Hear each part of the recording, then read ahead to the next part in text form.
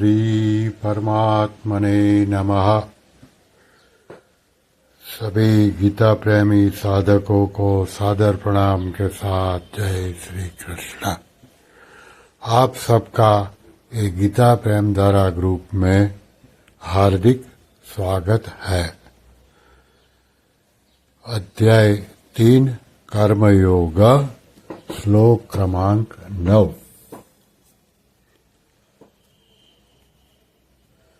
पीछे के श्लोक में भगवान ने कर्म किए बिना शरीर निर्वाह भी नहीं होने की बात कही। इससे सिद्ध होता है कि कर्म करना बहुत आवश्यक है, परंतु कर्म करने से तो मनुष्य बंधता है। कर्मणा बध्यते जंतु। तो फिर मनुष्य को बंधन से छूटने के लिए क्या करना चाहिए, इसका भगवान ये 9 नंबर के श्लोक में इसका भगवान बता रहे हैं। यथार्थात् कर्मणोऽन्यत्र लोकोऽयं कर्म बन्धनः तदर्थं कर्म कौन्तेय मुक्त संगः समाचर। इसका अर्थ, यह कर्तव्य पालन के लिए किए जाने वाले कर्मों से अन्यत्र अपने लिए किए जाने वाले कर्मों में लगा हुआ यह मनुष्य सदैव कर्मों से बंधता है। हे कुंती नंदन, तू आसक्ति रहित होकर उस यज्ञ के लिए ही कर्तव्य कर्म कर। अभी उसकी व्याख्या। यथार्थात् कर्मणोऽन्यत्र, गीता के अनुसार कर्तव्य मात्र का नाम यज्ञ है।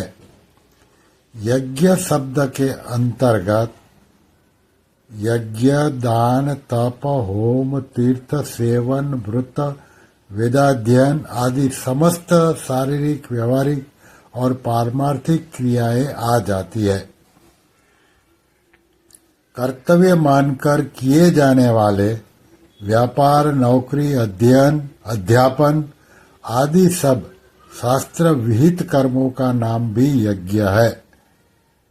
दूसरों को सुख पहुंचाने तथा उसका हित करने के लिए जो भी कर्म किए जाते हैं वे सभी यज्ञार्थ कर्म है। यज्ञार्थ कर्म करने से आसक्ति बहुत जल्दी मिट जाती है तथा कर्मयोगी के संपूर्ण कर्म नष्ट हो जाते हैं, अर्थात वे कर्म स्वयं तो बंधनकारक होते नहीं, प्रत्युत पूर्व संचित कर्म समूह को भी समाप्त कर देते हैं। वास्तव में मनुष्य की स्थिति उसके उद्देश्य के अनुसार होती है, क्रिया के अनुसार नहीं। जैसे व्यापारी का प्रधान उद्देश्य धन कमाना रहता है, अतः वास्तव में उसकी स्थिति धन में ही रहती है और दुकान बंद करते ही उसकी वृत्ति धन की तरफ चली जाती है। ऐसे ही यज्ञार्थ कर्म करते समय कर्मयोग की स्थिति अपने उद्देश्य परमात्मा में ही रहती है और कर्म समाप्त करते ही उसकी वृत्ति परमात्मा की तरफ चली जाती है। सभी वर्णों के लिए अलग अलग कर्म है। एक वर्ण के लिए कोई कर्म स्वधर्म है तो वही दूसरी वर्णों के लिए विहित न होने से परधर्म अर्थात अन्यत्र कर्म हो जाता है।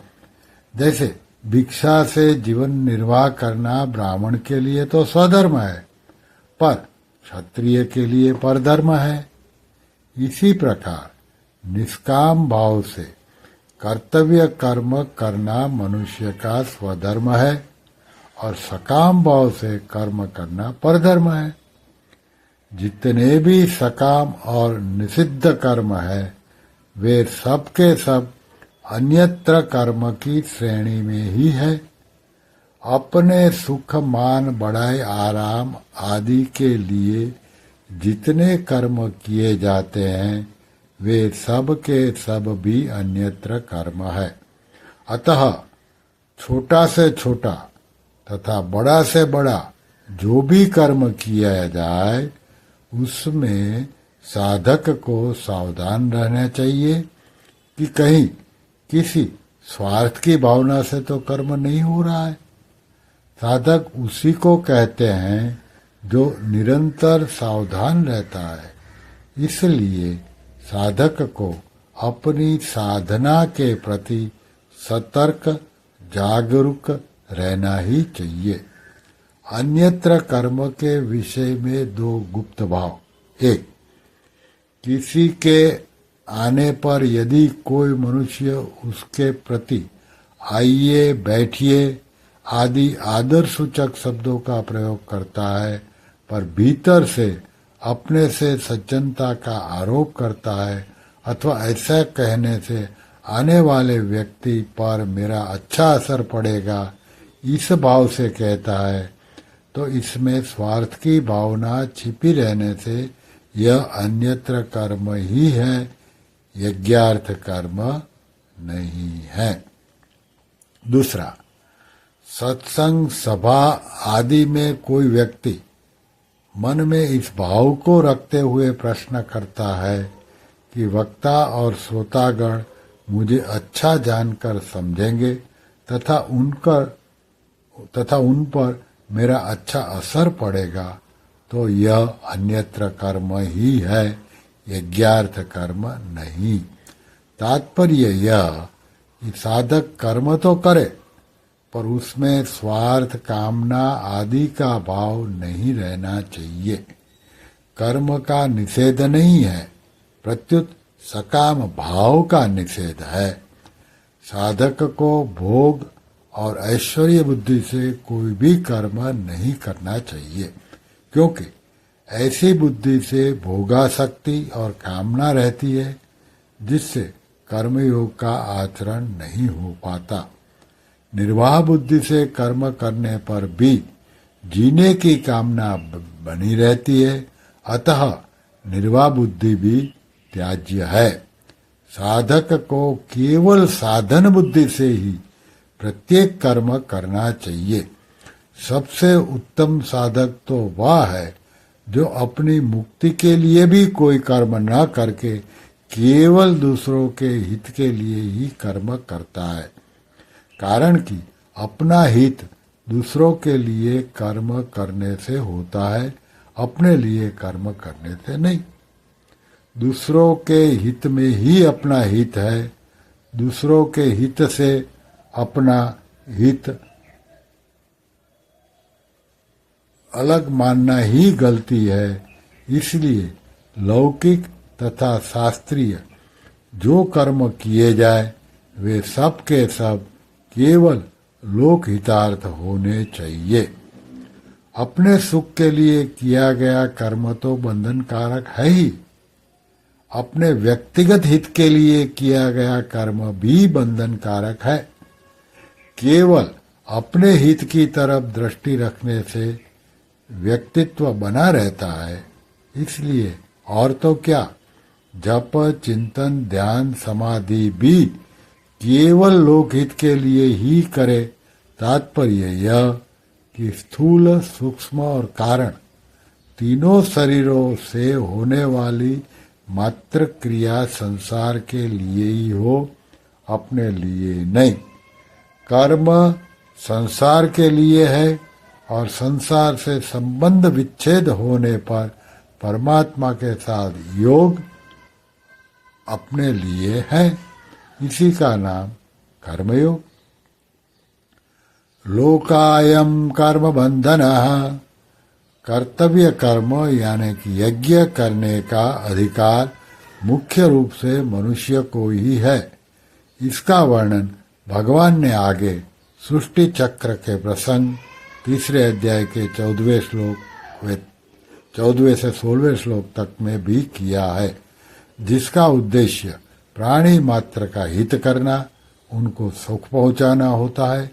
उसी के द्वारा कर्तव्य कर्म हुआ करते हैं। जब मनुष्य दूसरों के हित के लिए कर्म न करके केवल अपने सुख के लिए कर्म करता है, तब वह बंध जाता है। आसक्ति और स्वार्थ भाव से कर्म करना ही बंधन का कारण है। आसक्ति और स्वार्थ के न रहने पर स्वतः सबके हित के लिए कर्म होते हैं। बंधन भाव से होता है, क्रिया से नहीं। मनुष्य कर्मों से नहीं बंधता, प्रत्युत कर्मों में वह जो आसक्ति और स्वार्थ भाव रखता है, उससे ही वह बंधता है। तदर्थ कर्म कौन्तेय मुक्त संग समाचर। यह मुक्त संग पद से भगवान का यह तात्पर्य है कि कर्मों में, पदार्थों में तथा जिनमें कर्म किए जाते हैं, उन शरीर, मन, बुद्धि आदि सामग्री में ममता आसक्ति होने से ही बंधन होता है। ममता आसक्ति रहने से कर्तव्य कर्म भी स्वाभाविक एवं भली भांति नहीं होते। ममता आसक्ति न रहने से परहित के लिए कर्तव्य कर्म का स्वतः आचरण होता है, और यदि कर्तव्य कर्म प्राप्त न हो तो स्वतः निर्विकल्पता में स्वरूप में स्थिति होती है। परिणाम स्वरूप साधन निरंतर होता है और असाधन कभी होता ही नहीं। आलस्य और प्रमाद के कारण नियत कर्म का त्याग करना तामस त्याग कहलाता है, जिसका फल मूढ़ता अर्थात मूढ़ योनि की प्राप्ति है। कर्मों को दुख रूप समझकर उनका त्याग करना राजस कहलाता है, जिसका फल दुखों की प्राप्ति है।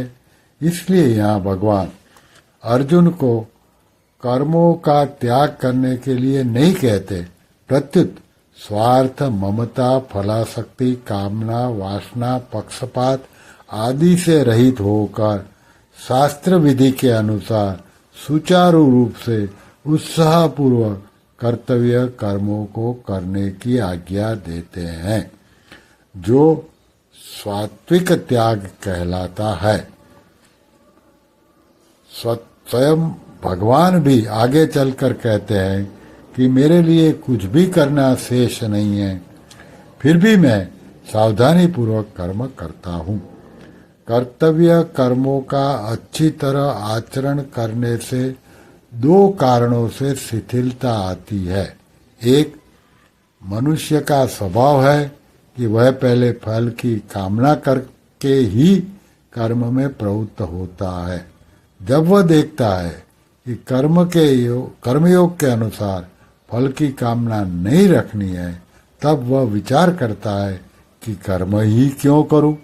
दूसरा, कर्म आरंभ करने के बाद जब अंत में उसे पता लग जाए कि इसका फल विपरीत होगा, तब वह विचार करता है कि मैं कर्म तो अच्छे से अच्छा करूं, पर फल विपरीत मिले तो फिर मैं कर्म क्यों करूं। कर्मयोगी न तो कोई कामना करता है और न कोई नाशवान फल भी चाहता है। वह तो मात्र संसार का हित सामने रखकर ही कर्तव्य कर्म करता है।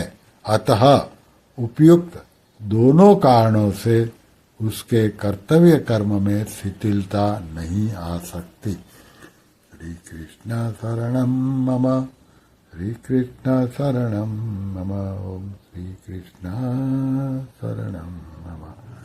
ओम श्री कृष्णार्पणमस्तु।